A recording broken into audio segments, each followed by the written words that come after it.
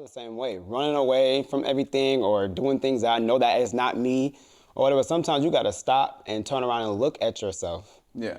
And look at the things that have happened to you or look at your past. I welcome you to a safe space and we can have a conversation that leads to healing. Welcome to Put It on Front Street. All right, guys, I want to welcome you back to Put It on Front Street. I'm your host, Pierre Bangs. This is a continuation from episode 1 with my great guest, Daryn Forrest. We're just going to talk about where we are now after the trauma and the triggers and our healing now and our journey. And we will give you some of the tools that has helped us a part of our journey. And I'm going to kind of start it off and let you guys know what has helped me throughout my journey. And then Daryn will kind of like piggyback off of each other and just, go from there. So I would say the main focus for me was therapy. I know it's like a FUPA in the Black community to talk about our feelings, our emotions. We were never taught that. Yeah, we never were taught that. But also to not talk to a stranger about our personal business. It's always, talk to the Lord, talk to the Lord. And I'm like, yeah, I talk to God, but He's given us tools to utilize. So I'm going to utilize those tools. So my therapist, I want to shout out Dr. Stephanie. She's in New York. I definitely will have her information available for you guys to reach out to her. She has been an amazing person in my life that has helped me recognize certain things that I needed to take accountability for. And then, just having a spiritual relationship with God. And then I journal and just finding great hobbies. Yes. Like learning hobbies that actually will take your mind off of the worries of the world and what has taken place in your life.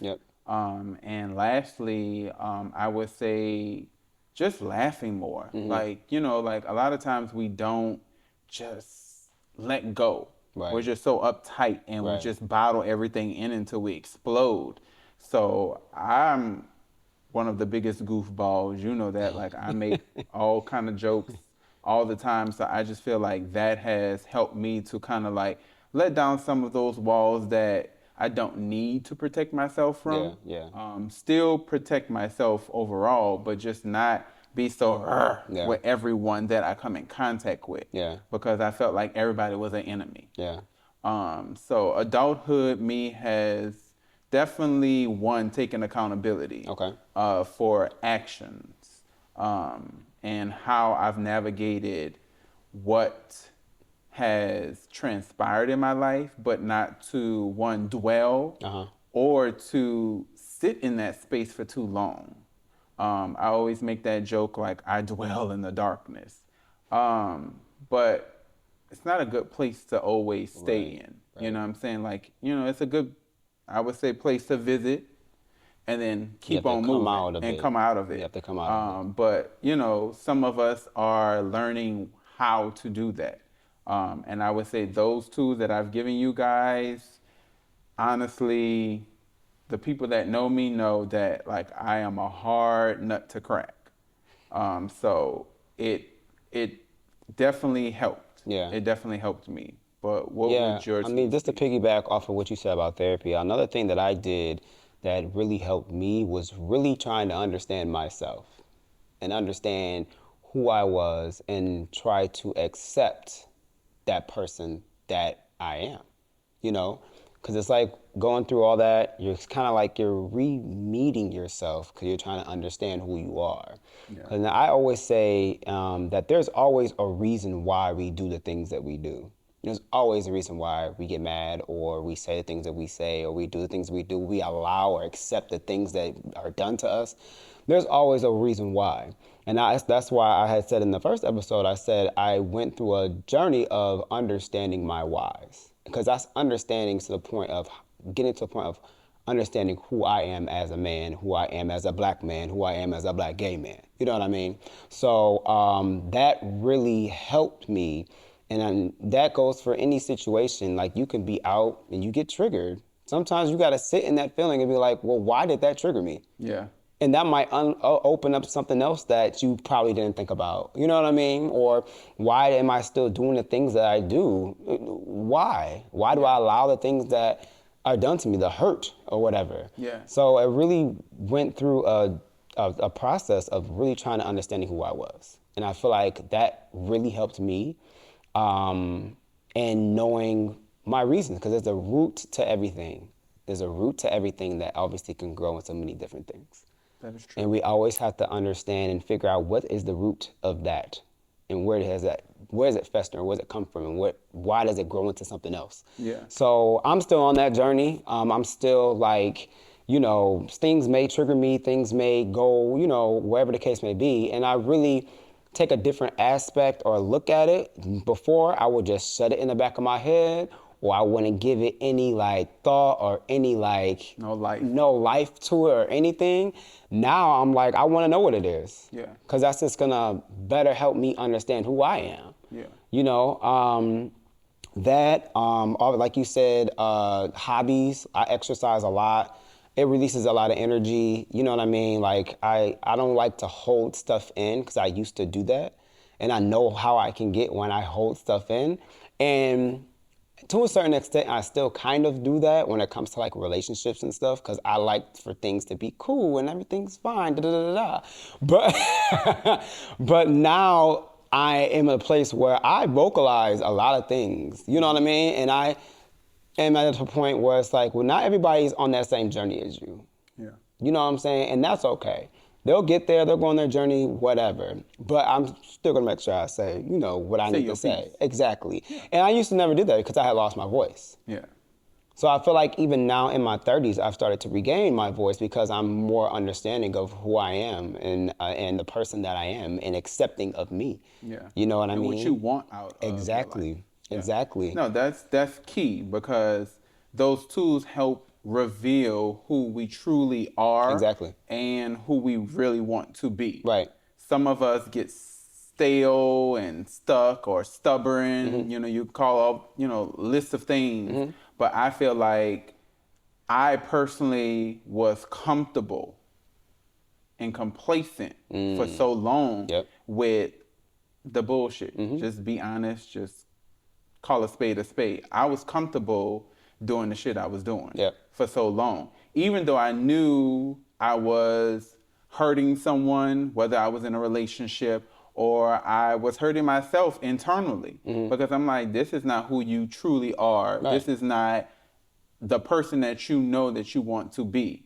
So why are you continuing you were running to do this? And I ran for myself for a while. Exactly. I was a track star, so I ran and I didn't look back. But it was also a reminder of like, okay, where do you want to be now? Yep.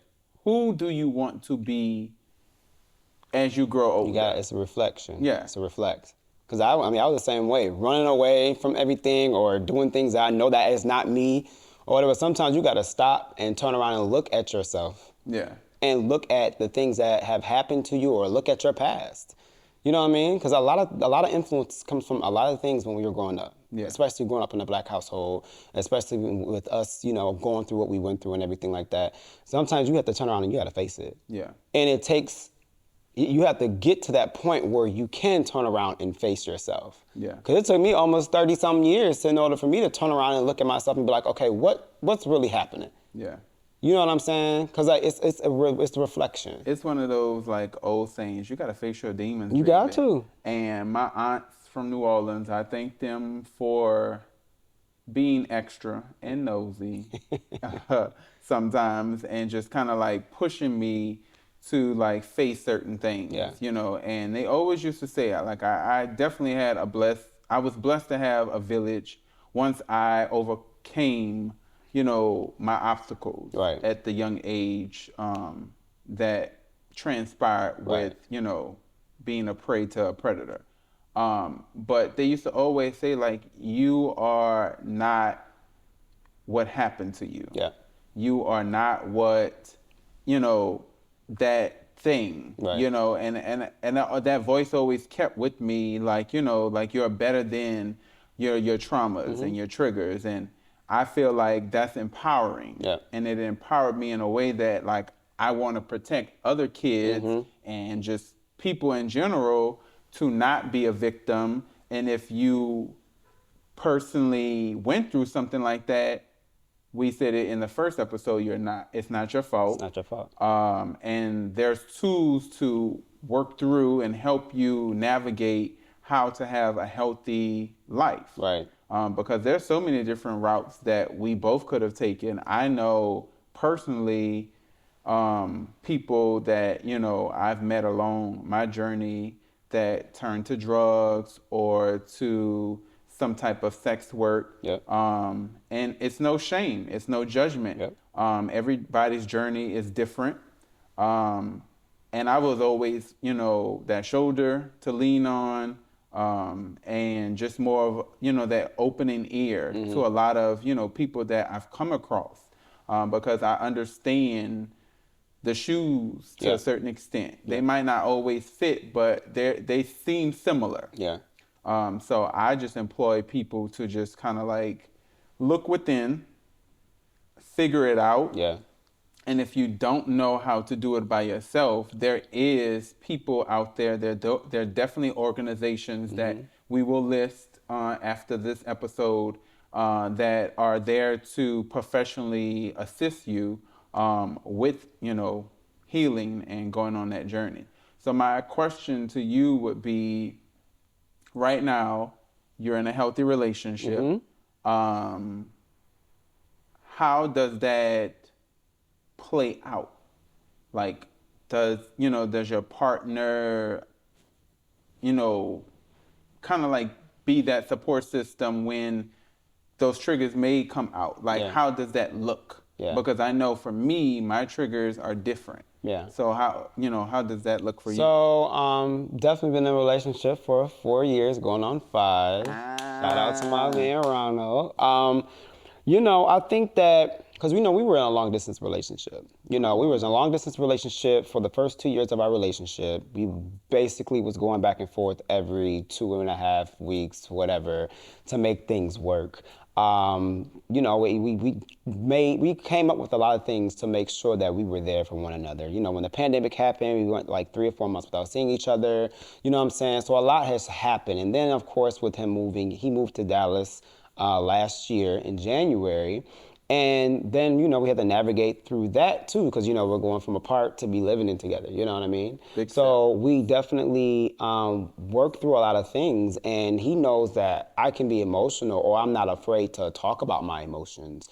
And he might not be there yet, but he'll let me say my emotions or what I'm feeling or whatever the case may be, and never make me feel like I'm less than or belittling my feelings or anything.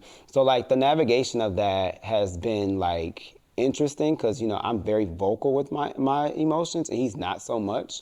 And of course I will push him to like let me know like what's going on, whatever, but that's his journey. You know what I'm saying? I'm there to support him just like he supports me on my journey. You know what I mean? So, you know, this relationship has definitely been obviously the best one I have been in. I think that is because I walked into it knowing who I am and knowing that I came into it with being my authentic self. I think that once I could look at myself in the mirror and accept and be who I am, you know what I mean? I think that that's the one less thing that I had to like worry about, you know what I mean? So when it comes to any triggers or anything, like he'll always be there as a support system, you know, or something minute or something big, whatever the case may be, like he'll definitely be there. So, you know, speaking of relationships, you know, like I think that another thing that helped me in my, you know, overcoming of everything, trauma and, you know, coming out and like all that stuff is really having uncomfortable conversations. Sometimes, I mean, I don't know about y'all, but sometimes I talk to myself, especially like, what's going on? Like, you know what I'm saying? I believe that everyone should talk to themselves. I feel like that's very healthy. So I think that I do too. I think it is. But obviously having those uncomfortable conversations with some of those demons that are a part of growing up. Who we are. Yeah. I definitely wasn't in any type of healthy relationship until I met my partner. It definitely was a roller coaster ride because, you know, our foundation was friendship, which I feel like should be, Right. you know, the base of a healthy relationship. Right. I need to trust you. I need to have a friendship with you because in those times where I'm just not feeling you, I still have a friend in you, Right. kind of thing. And vice versa. But I feel like we went through a roller coaster at Six Flags. Tunnels, ups and downs, swirls, you name it, we've been through it. Yeah. We've been together over 10 years, married for 2. Come on, Black Love. Yeah. And I just feel like, you know, we had to learn each other. Yeah. And that was the most important thing. Yeah. Like, as a friend, I had to learn who he was, what kind of friend he was. Right. Because I feel like if you're not a good friend to me, you're definitely not going to be a good partner for me. Yeah. You know, and learning that, I was like, okay. And then, you know, how we are in the gay community sometimes, oh, we friends with benefits. Right. So we went through that stage. And then, you know, it was trying to navigate that. Yeah. And then from there, it was just like, I still want to be for the streets. Yeah. And it was just like, yeah. You do you? You know? And I can say, on my part, it was open communication. It was very blunt and very transparent, very honest. And if I lied to you, it's because I'm trying to not hurt your feelings. Right. It's not because I don't want to be honest with you. It's literally because I don't want to hurt you. But I've learned that I'm just going to tell you how it is. Right. And then, you know, you go from there. But that was also from my past. Yeah. Like, I'm not telling you the full truth because I don't want you to feel bad. Yeah. It has nothing to do with me. It has everything to do with you. Yeah. So just learning that and navigating that. And then from there, just learning what kind of relationship we want to have. Right. And, you know, that open, honest communication and that vulnerability and that accountability can be tough, you know, and it's not easy. Yeah. I tell everyone that a relationship, a partnership, a marriage, any of those things are not easy because you're dealing with another imperfect human. Right. So you have to, as you said earlier, you have to give them grace. Yeah. And you have to expect grace in return. Yeah. And I try not to, like, I guess, I don't want to say the word project or anything, but if somebody is just, like, I don't want to project onto him as far as, like, trying to get him to do something he's not ready to do yet. Only because I'm there. Yeah. You know what I mean? So that is something that I, like, work through to make sure that I'm not projecting my healing onto him when he's not in a space maybe yet to, you know, to fully get to that vulnerability. And that's okay. You know what I mean? I'm going to be there to support you, you know, X, Y, and Z. Because I even sometimes find myself, I know like in previous relationships, I would find myself doing that captain save a whole type of situation like things. Mm-hmm. And I really try to take myself out of that and be like, sometimes, like, you can be there as a support, but you don't always have to fix. And that is one thing that I am really, I don't know if I'm a fixer.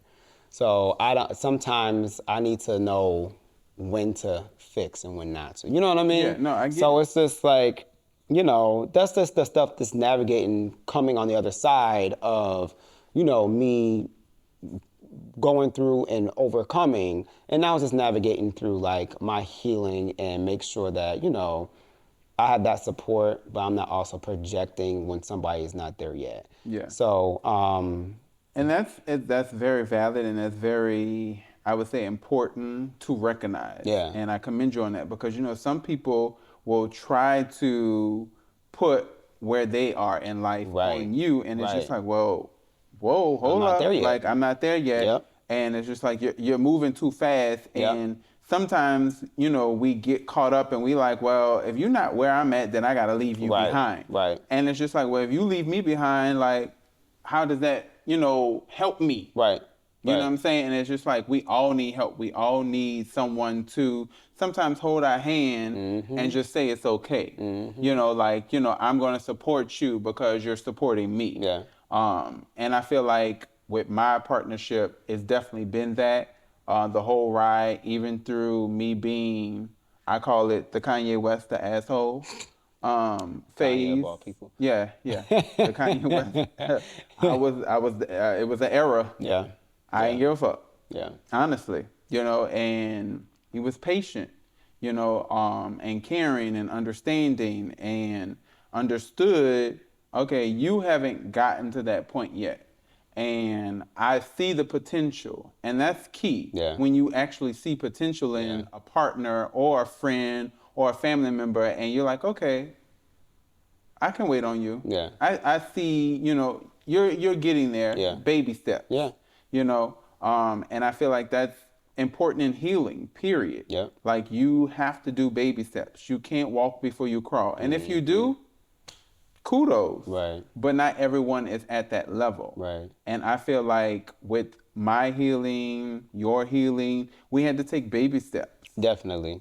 Because I didn't rush being the person that I am now or the man that I think how I think now. Right. Because before, like, I say give me like 4 years prior, I was not thinking like this. Me either. I was not even much in the mindset of wanting the things that I want now. Right. You know, or even trying to help others. I was just selfish. I was concerned with me and me alone. Yep. Even though I had a partner, I still was always thinking about me. And it started showing, and it was like nasty and it was ugly. And I was like, you starting, like your darkness is starting to spill over.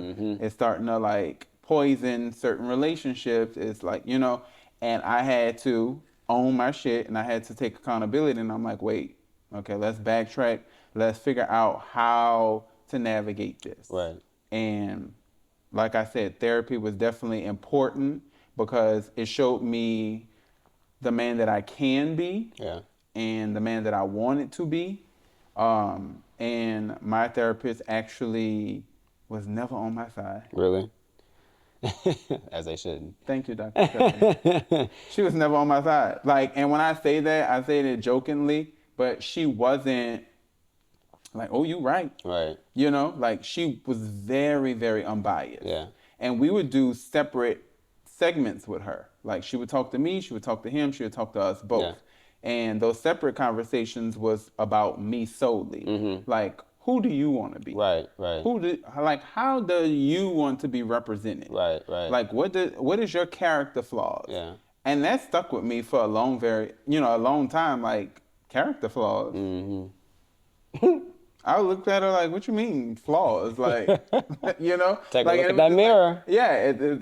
She showed me that mirror, and she was just like, no, baby, there's a lot of things that you got to work on before you can actually be with somebody the way that you want to be with them or show up for them the way that you want them to show up for you. Yeah. And that also was like the selfish point. Like I wanted people to show up for me how I wanted my parents to show up for me.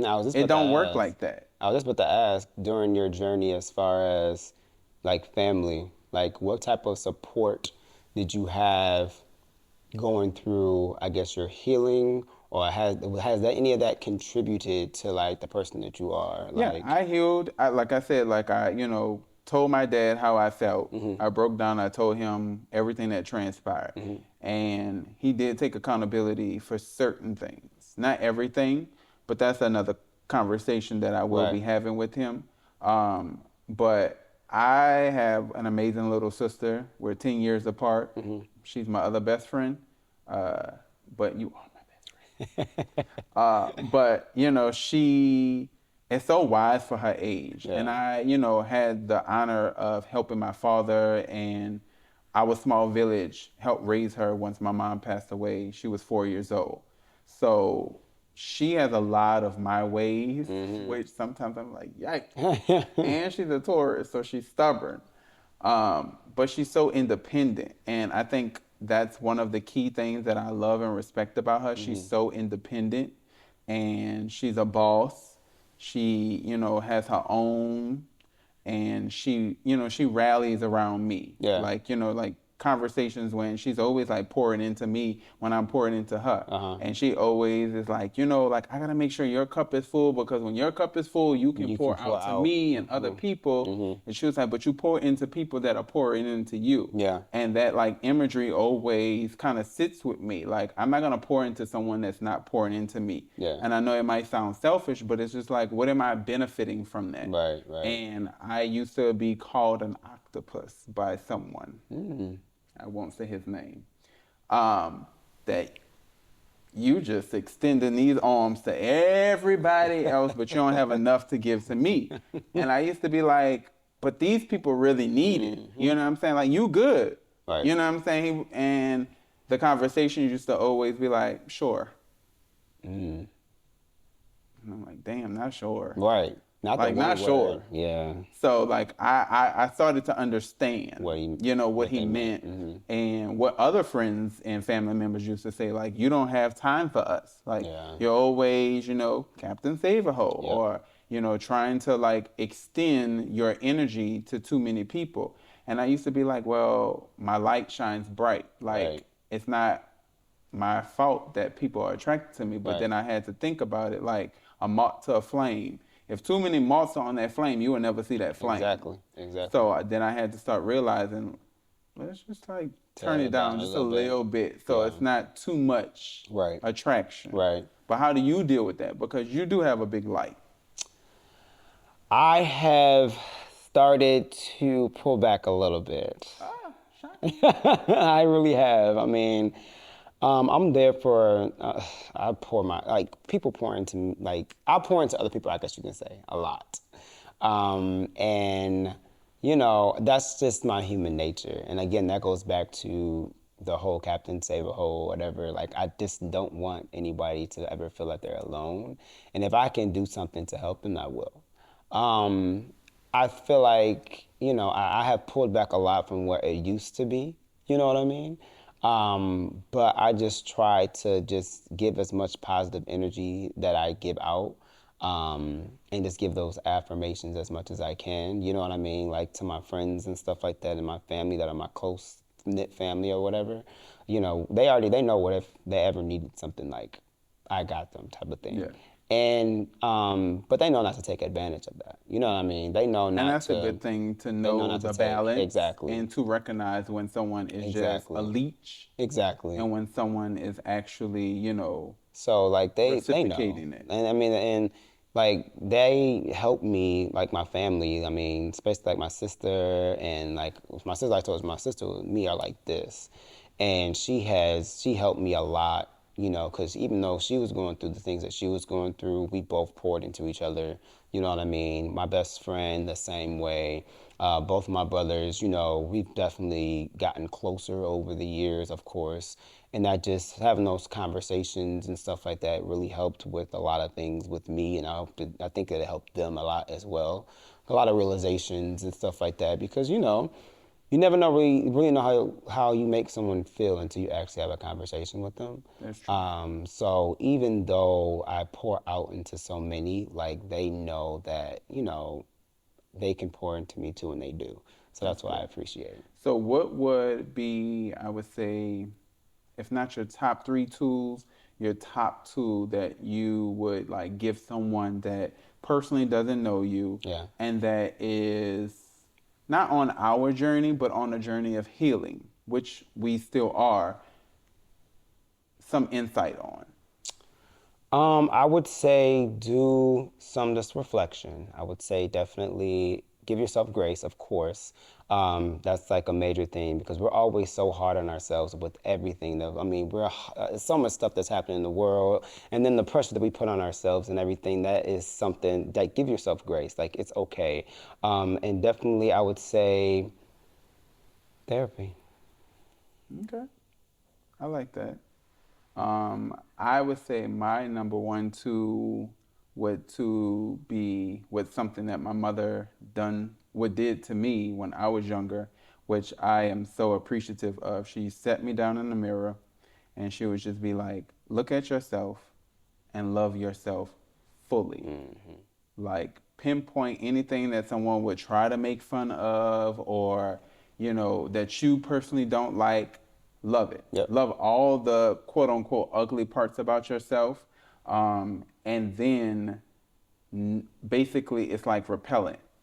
No negativity, Yeah. no like slurs or no nasty words will actually penetrate you. Yeah. And it definitely worked for majority of my life. Like, certain things can like bother me or like but that core value of my mother telling me to love myself fully sticks out. And I know it's like a fupa for a lot of people, but I always say, like, sit in that mirror. If you gotta cry, you gotta scream, yell, whatever it is, but to truly, truly reflect Yep.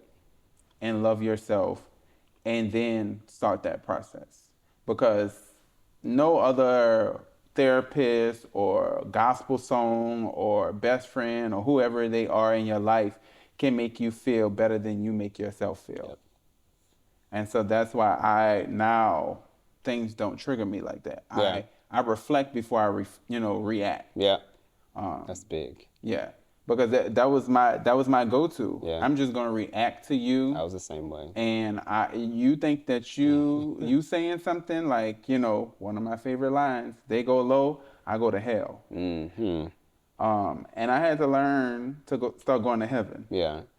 Because being more positive, and one of my favorite things is, you okay? Yeah.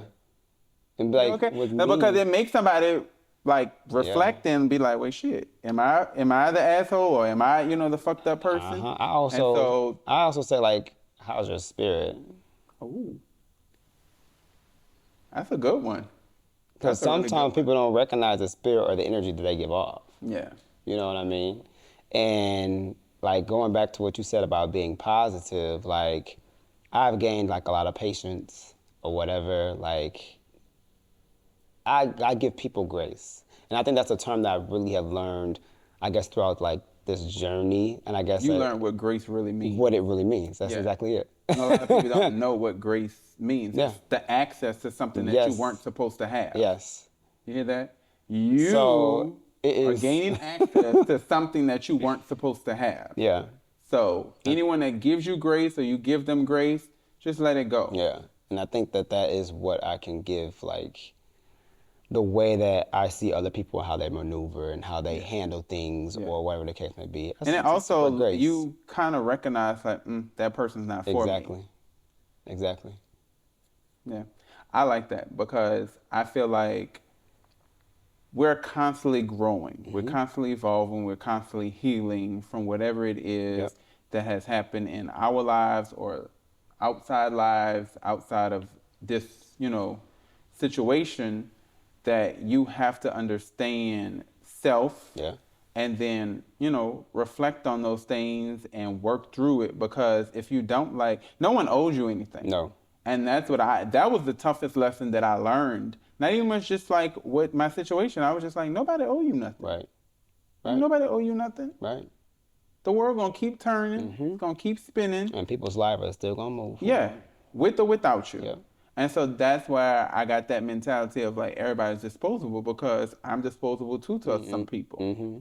But, not using it as a negative, just learning that like people come into your life for a reason, a season, and a lesson. Yes.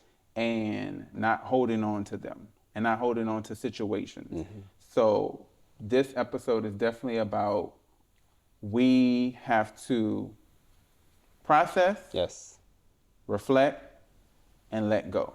Yep. And truly let go, meaning like we're not holding on to it. Yep. That's exactly so we're going to wrap it up, but how would you, in maybe a few words or a sentence, say that you are processing, reflecting, and actually letting what go happen? Again, I'm going back to the word grace. Giving myself grace as well. Allow myself to feel. It's okay. It's okay to feel. It's okay to be vulnerable. It's okay to let it out. It's okay to release it. Release any energy that is holding you down or holding me down. You know what I mean? I really try not to have things that's on my shoulders where I feel like once I talk about or say something, it's finally being lifted. You know? Yeah. I don't want to be a magnet of weight. I want that weight to just be let go. Hit me and this falls off. Okay. Okay. I would say forgiveness. Mm-hmm. That was the biggest thing that I had to understand. Not even much the situation, but it was just like I've done some things to people that I know I could have avoided or not done. So I would say forgiveness is key for me. And I can say this to the person, be nameless, I forgive you. And I let it go. From this day forward, you will not be anything but an insignificant piece of my journey. And that's truly it, because I'm not going to walk around being upset and angry and frustrated and none of the negativity. Like, I have so many blessings in my life that God has continued to pour into me, and then I pour into others around me. I'm not worried about you anymore. Yeah. Like, I'm truly not worried about you anymore. You can live. Yeah. Like, it's like, yeah, you can breathe. I breathe. I'm good. I'm good. Yeah. I'm truly, truly good. And that's kind of like where I ended at. I just want to thank you again. No problem. Thank you for having me. For being here, being vulnerable. Of course, of course. And I want to thank everyone that's tuning in to Put It on Front Street. We will continue to have these deep conversations, these healing conversations, and just feeling light and love and just letting it be. You are not your traumas, your triggers, or anything that has ever happened to you in your life. And I need you to understand that, truly understand that, love yourself fully, understand who you are, and just move forward. Life is beautiful. It is not what the ugly things that we have been through. Once again, thank you for tuning in. My name is Pierre Bangs. This is my great friend Daryn Forrest. And thank you once again. Have a great night.